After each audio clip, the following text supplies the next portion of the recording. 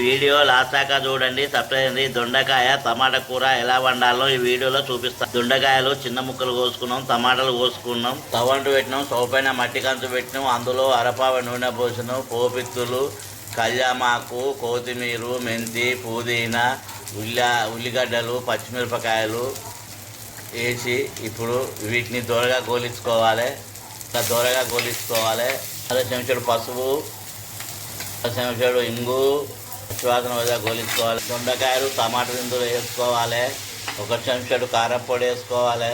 తగినంత ఉప్పు వేసుకోవాలి. మొత్తము కలుపుకొని మూత పెట్టి చిన్న మంట మీద 15 నిమిషాలు ఉడికించుకోవాలి. కూరను మధ్య మధ్యన కలుపుతూ ఉండాలి చిన్న మంట మీద.